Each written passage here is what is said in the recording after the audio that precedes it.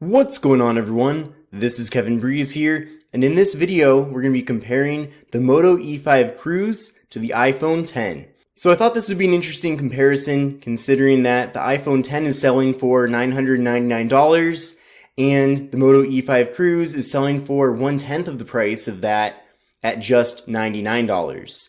So it'll be kind of interesting to see how much different they are in speed and what the build quality is like on the outside. So without further ado, let's get started.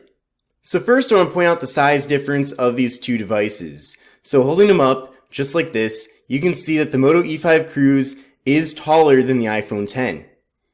Now when they're put on top of each other, the Moto E5 Cruise is also a little bit wider than the iPhone X. Then, stacked on top of each other, the Moto E5 Cruise is thicker than the iPhone X. So with the Moto E5 Cruise, you're going to have a larger overall footprint than the iPhone X. Now, as far as the display goes, we'll kind of line them up here on the bottom, and you can see that the iPhone X's display is taller than the Moto E5 Cruise. Of course, this makes sense considering that there's way less bezels on the iPhone X. Of course, one thing that the iPhone X has that the Moto E5 Cruise does not have is the notch on the top. And it's debatable whether or not it's a good thing or bad thing that there's no notch on the Moto E5 Cruise, but that's just something to consider here. Now, taking a look at the front side of these two devices, you can see that the iPhone X kind of has a little bit of a cleaner look here.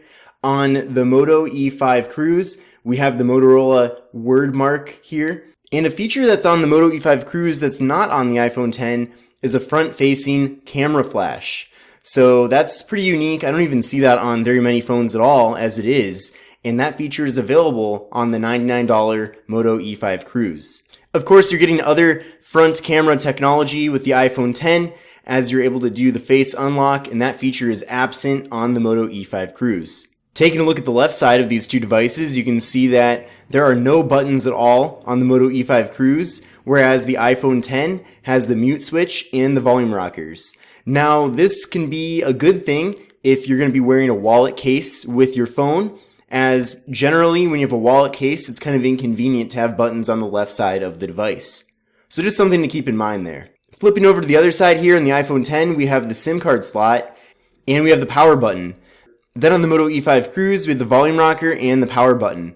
On the top side of these two handsets, we have on the Moto E5 Cruise a 3.5mm headphone jack, and we have a noise canceling microphone. On the iPhone X, there's nothing. Then flipping over to the bottom side here, on the iPhone X, we have two stereo speakers along with the lightning port. And then on the Moto E5 Cruise, we have the microphone and micro USB port.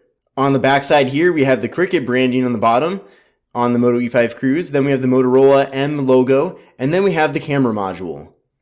On the iPhone X, we have the iPhone word mark, the Apple logo there, and we have the camera module that has the dual camera setup.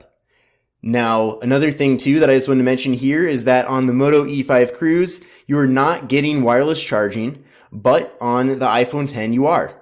Let's now do a performance comparison. So on both of these devices, there are no applications running in the background.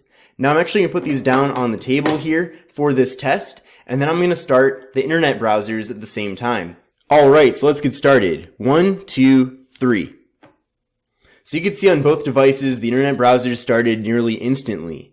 Now let's type in engadget.com on both of these devices and see which one loads that site the quickest. Now both of these phones, by the way, are connected to the same Wi-Fi network. Now another thing that I'd like to mention is that neither of these devices have ever been on this website before. Alright, 1, 2, 3.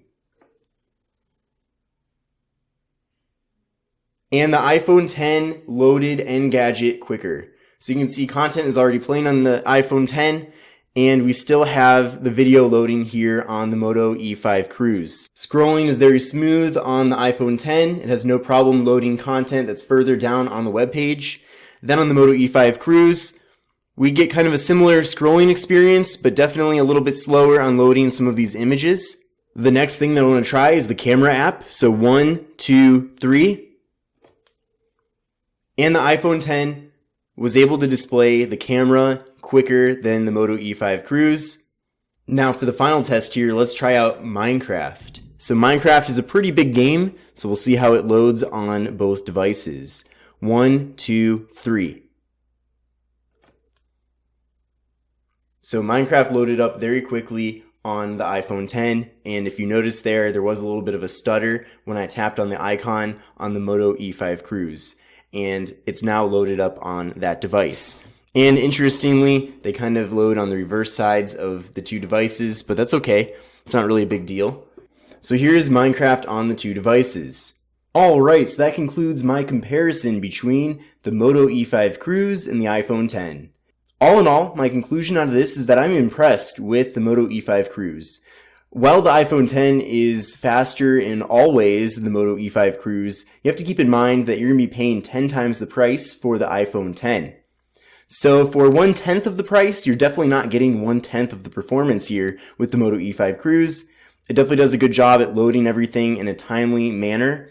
And I definitely think that if you can't afford the iPhone 10 and you have to get the Moto E5 Cruise just based on price, you're not going to be really losing out too much because this is still a very usable device despite it being way cheaper than the iPhone 10.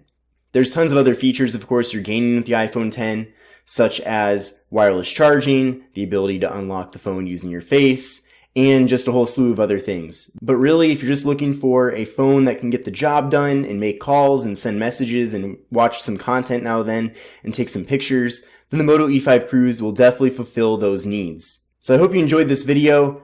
If you're interested in buying either of these phones, take a look at the link in the video description, and I hope you enjoyed this video, and I'll see you in the next one. This is Kevin Breeze here, checking out.